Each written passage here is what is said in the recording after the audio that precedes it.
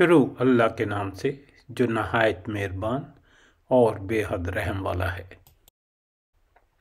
फिर उस शख्स से बड़ा जालिम और कौन होगा जिसने अल्लाह पर झूठ बांधा और जब सच्चाई उसके सामने आई तो उसे झुठला दिया।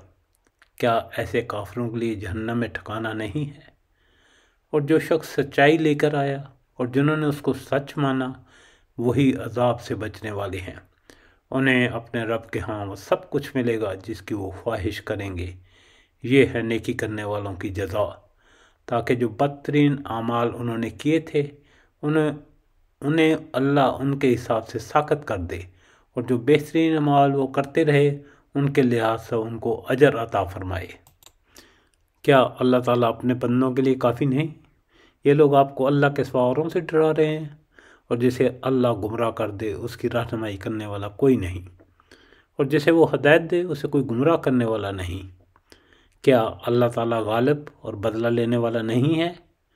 अगर आप उनसे पूछें कि आसमान और ज़मीन को किसने पैदा किया तो यकीनन वो यही जवाब देंगे कि अल्लाह ने।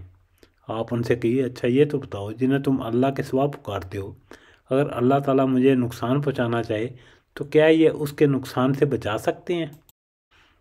या अल्लाह ताला मुझ पर मेहरबानी का इरादा करे तो क्या ये उसकी मेहरबानी को रोक सकते हैं? आप कह दें कि अल्लाह मुझे काफ़ी है। तवक्कल करने वाले उसी पर तवक्कल करते हैं। कह दीजिए कि ऐ मेरी कौम, तुम अपनी जगह पर अमल किए जाओ, मैं भी अमल कर रहा हूँ।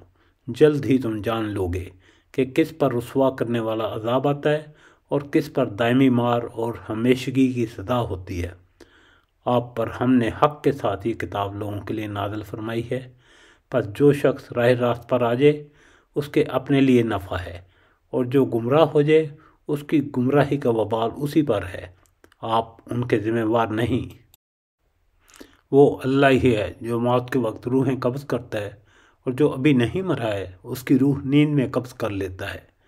फिर जिस पर वो मौत का फ़ैसला नाफज करना चाहे उसे रोक लेता है, और दूसरों की रूहें एक वक्त मुकर्रर के लिए वापस भेज देता है।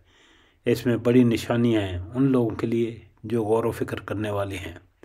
क्या उस खुदा को छोड़कर इन लोगों ने दूसरों को शफ़ी बना रखा है? इनसे कहो कि क्या वो शफाअत करेंगे ख्वाब उनके इख्तियार में कुछ ना हो और वो समझते भी ना हो।